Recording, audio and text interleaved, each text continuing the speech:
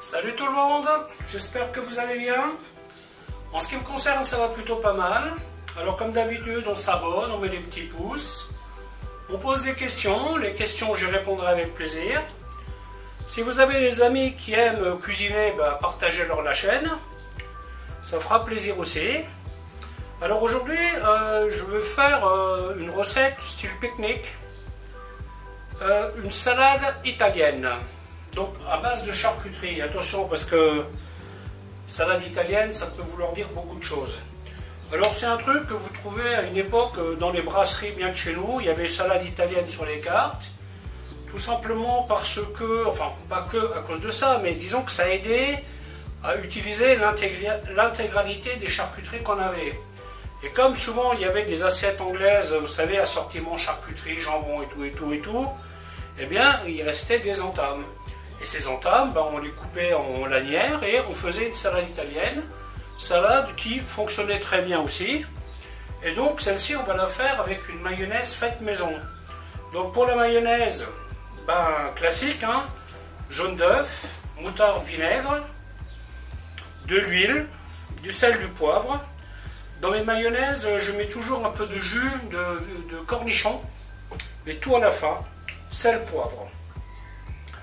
En tant que garniture, il y aura donc, là j'ai acheté un assortiment de charcuterie, il y aura de l'estragon, de l'échalote et des cornichons. Voilà la composition de cette salade italienne. Donc c'est un truc qui est assez rafraîchissant, vous le mettez sur une tartine, ça passe très très bien.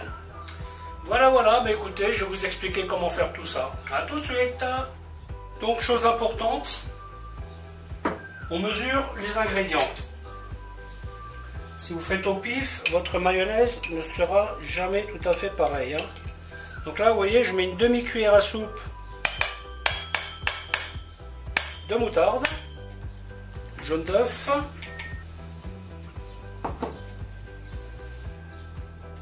et je vais mettre demi-coquille de vinaigre.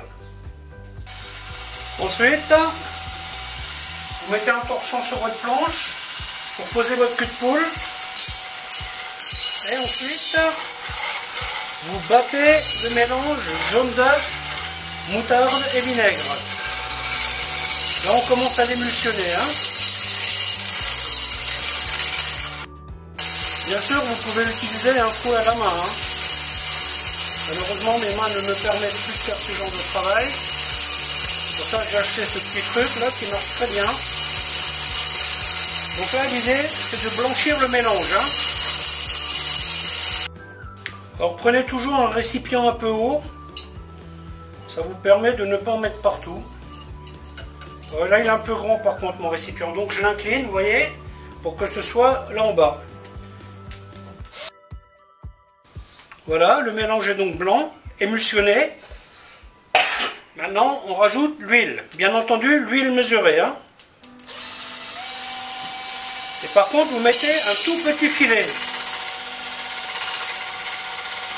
Pas de précipitation.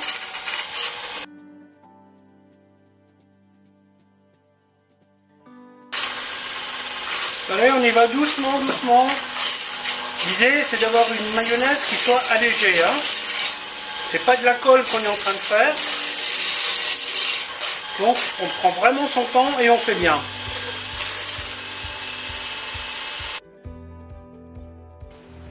Ensuite, je rabats les bords, vous voyez, parce que là, il y a quand même des petites particules d'huile qui se sont déposées. Voilà, hop. On met tout ça au fond. On va y mettre le sel, à peu près. Après ça, vous mettez comme bon vous semble, à peu près ça. Hop. Un petit peu de poivre. Voilà. Et ensuite, on bat encore un petit coup.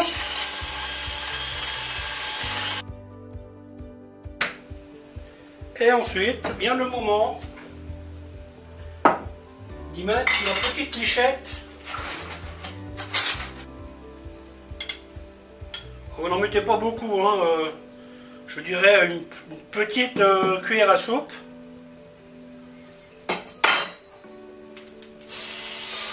Voilà, hop.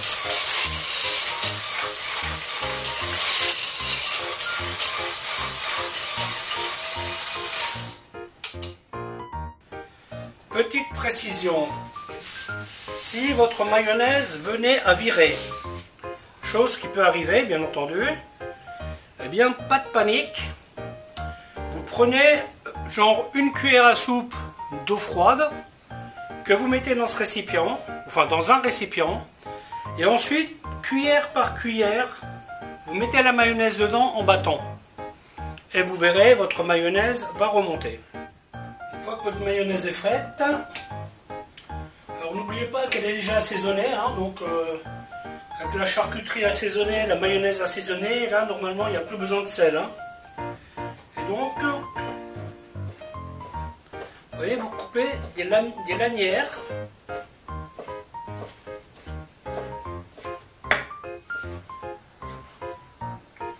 Voilà, donc ça vous pouvez faire qu'avec du jambon, hein, si vous souhaitez. Hein. Vous n'êtes pas obligé de prendre de la charcuterie, hein, si vous reste du jambon. Ça c'est vraiment le genre de choses, vous faites comme vous voulez. Hein. Les cornichons, on les coupe assez fins. Vous pouvez les faire en rondelles. Bon là je les fais une espèce des petites lamelles. Alors, cette salade quand vous la faites genre le matin pour le soir. Parce que là, elle va macérer un peu et ça va la bonifier.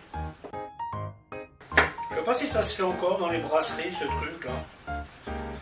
Les restaurants où je mange, même les trucs alsaciens, des assiettes anglaises, on n'en voit plus trop. Hein. Éventuellement, si vous avez de la chance, vous avez un pâté en croûte, des crudités, j'en vois plus trop.